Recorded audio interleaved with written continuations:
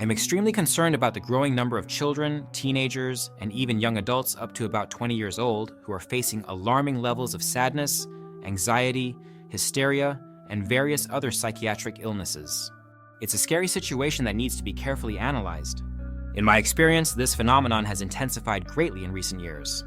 Perhaps, in your opinion, this has always occurred, but as I'll show based on the stories I see on social media, especially on Twitter, the situation seems to be worsening. I'll start with a disturbing story from a teacher who shared his experience on Twitter. He mentioned that he had never seen so many teenagers with mental health issues, especially in the last year, and that many of them, unfortunately, ended up taking their own lives. What shocked him the most were two of these young people who did not show obvious signs of problems. They weren't isolated, they talked to their peers and didn't exhibit strange behaviors. This makes the situation even darker. How many young people who seem to be fine may be hiding a deep pain that drives them to take such drastic action? It's something really dangerous and deserves our full attention. That's why I want to talk not only to the young people who are going through these problems, but also to those who are older, like me. We have the responsibility to try to solve this problem, at least with the young people around us, our family, our friends, our social circle. I believe it is our duty to understand the reasons why these young people are suffering so much, and these reasons are not simple. Some may say, oh, these days young people are too fragile. They don't want to work. They don't care about anything in life. But what they are going through is not simple. You understand? When I see a 12-year-old kid lamenting their life, I wonder, my God, what is happening with this kid? When I was 12, I think it was the happiest time of my life. At the time, I didn't know, but geez, how can a kid of that age be so sad? Some would say it's a passing trend, but I don't believe that. It's not a trend. They're facing serious, very serious problems, and you need to understand that, especially if you're not going through it. Lately, I have been surprised by the comments I read on videos and posts related to this topic, many from teenagers, usually with anime profile pictures. The comments have gotten darker, like, I don't see a point in my life, maybe I'll do something stupid to myself. I began to notice that young people are so emotionally fragile that I came to the conclusion that I need to choose my words carefully in this video so that something I might say doesn't lead them to make such a drastic decision. And I don't want that on my conscience. It's not about being afraid of being arrested or sued, it's about my conscience. I don't want to think that something I said led someone, especially a young person, to do something like that to themselves. Sometimes all a young person needs is a word of encouragement to see things differently, to not feel ashamed of their feelings. So, I started to police my words a lot more about a year and a half ago, because the comments were getting very heavy. But the purpose of this video is to try to understand why there are so many young people suffering from sadness and anxiety. If you've already been through adolescence or your 20s, when life was just beginning, it's easy to look at these young folks and say, oh, they are spoiled and weak. But you should stop and think about the chaos they are facing now. But what kind of chaos? Well, 4 years ago, a pandemic hit and everything shut down. Schools closed, you had to do everything from home, away from friends, away from social interaction. It's obvious that this had an impact and suddenly everything changed. And how can a young person handle this, you know? That's why, for example, I always try to offer some solution.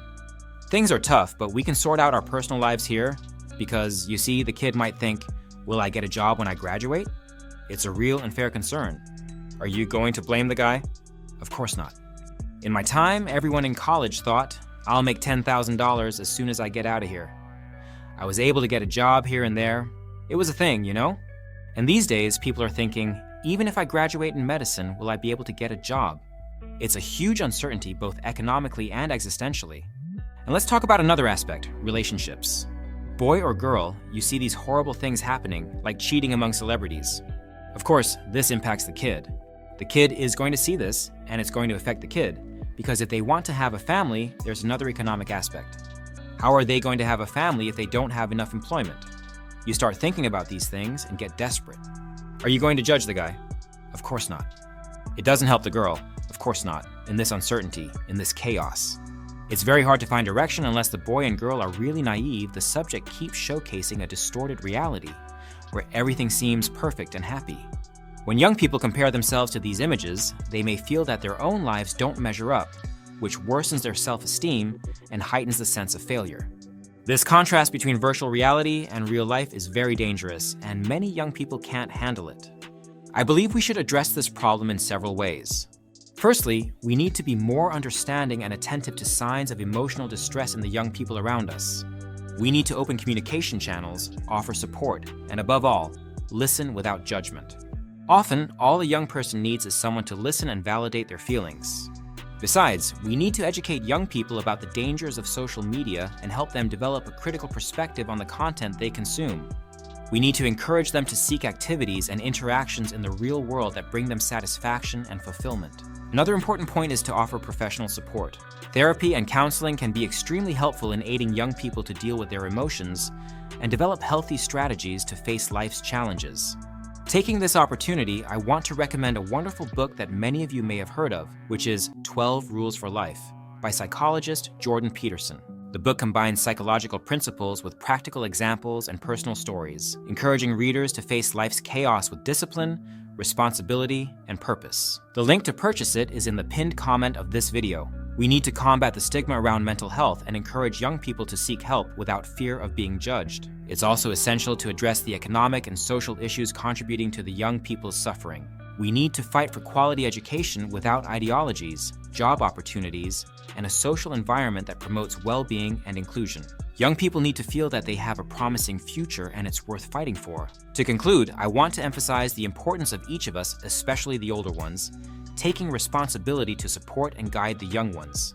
We cannot underestimate the impact our words and actions can have on their lives. We need to be examples of resilience, empathy, and hope. Let's work together to create an environment where young people feel safe, valued, and understood. Mental health is a serious and complex issue, and we will only make a difference if we all unite for this cause. If you are a young person going through hardships, know that you are not alone.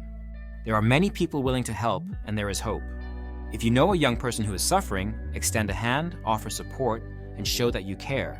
Small actions can make a big difference in someone's life. Let's build a better future for our youth together. They are our future and deserve all our care and attention. Additionally, we need to remember that each of us plays an important role in the lives of these young people. It's not just the parents or teachers who have this responsibility, but all of us. Friends, neighbors, co-workers, we can all contribute to a healthier and more welcoming environment.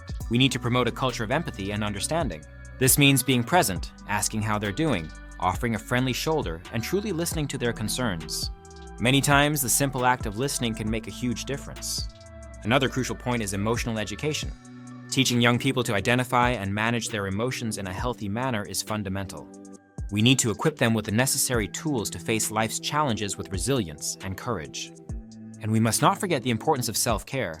Encouraging young people to take care of themselves, whether through physical activities, hobbies, or simply taking some time to relax, can significantly impact their mental and emotional well-being. And of course, the community plays a vital role. We need to create spaces where young people can gather, share their experiences, and find support. These spaces can be physical, like community centers, or virtual, through online support groups. As I mentioned earlier, a good start might be reading books like 12 Rules for Life by Jordan Peterson, which offers a practical and psychological perspective for facing life's challenges. Additionally, encouraging mindfulness and meditation practices can help young people find emotional and mental balance. In summary, we need to unite as a society to support our young people. They're facing enormous challenges in a rapidly changing world. Our empathy, understanding, and support can make all the difference. And finally, if you enjoyed this video, please like and consider subscribing to the channel. This helps YouTube understand that this video is relevant and deliver it to more people. Let's spread this message and help our young people find a path to a healthier and happier life.